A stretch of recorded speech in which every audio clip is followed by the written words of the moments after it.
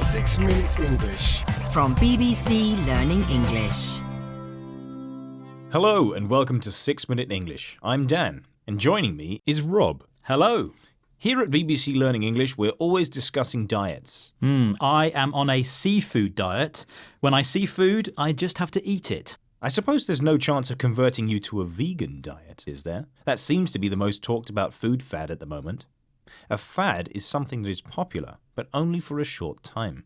Of course, veganism, that's not eating or using any products that come from animals, may be more than a fad. It could be a lifestyle that improves our health and the planet, and it could be here to stay. But personally, me becoming a vegan would take some persuading. I'm sure it would. And in this programme, we'll be discussing the debate about veganism and how it's sometimes difficult to change people's minds. But first, a question to answer. We've mentioned what a vegan eats, but what about a lacto-ovo-vegetarian? Which one of these items can they eat? Is it A, pork, B, fish, or C, cheese?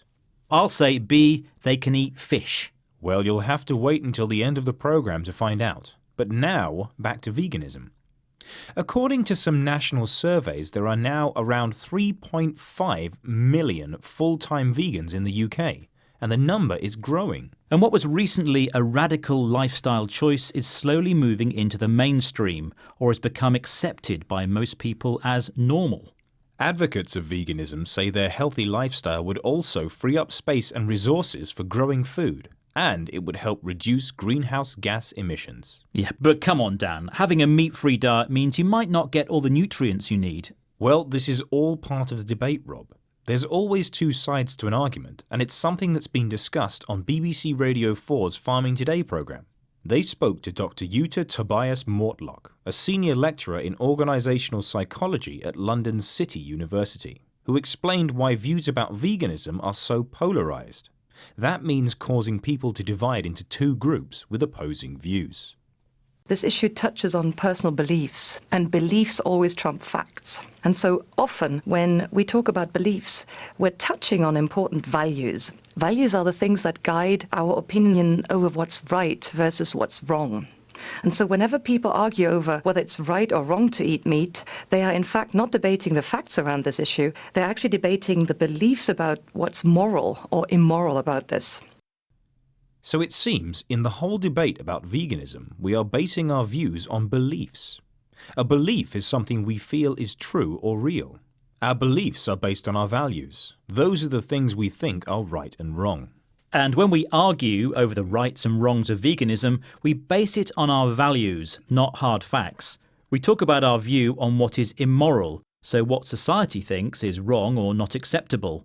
But basically, there is no right or wrong answer. That's why we need facts, Rob. So Dan, what can I do if I want to win you over to becoming an omnivore like me? According to Dr. Jutta, there are two main routes to winning someone over. A direct, fact-based approach, or a peripheral route, which might be more effective. Let's hear her explain how it works. If I'm working with you and trying to get you to come round to my side, I might not focus on the central facts. I might focus on the peripheral stuff around how I'm constructing my argument. I'd look for ways of how they overlap as people. Like, what do they have in common? And that's a way to debate an issue such as this controversial one in a way to get people to feel connected to each other and to actually feel that they value each other as decent human beings. Interesting. This is a more subtle way of winning an argument. She says we should focus on the peripheral stuff. These are the things that are not as important as the main argument, but are connected to it. So we could say we're looking for common ground. Things that both sides agree on, or at least understand.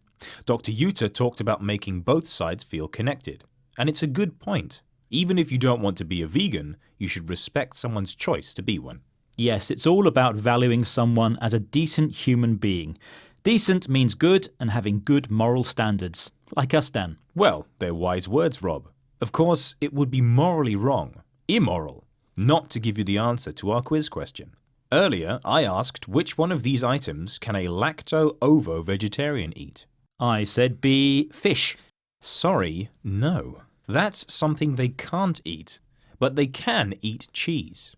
A lacto-ovo-vegetarian is a person who eats vegetables, eggs and dairy products, but does not eat meat. No meat? No steak? How can they enjoy eating? Rob, remember, as decent human beings, we respect all views here. Just joking. But now I'm deadly serious about reviewing some of the vocabulary we've discussed today. Okay. Our first word was fad. A fad is something that's popular, but only for a short time.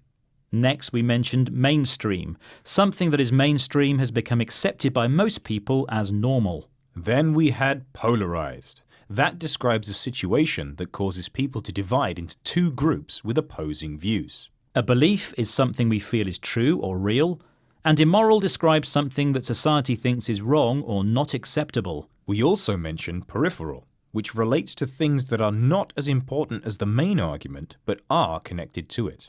It also means situated on the edge. And finally, decent means good or good enough.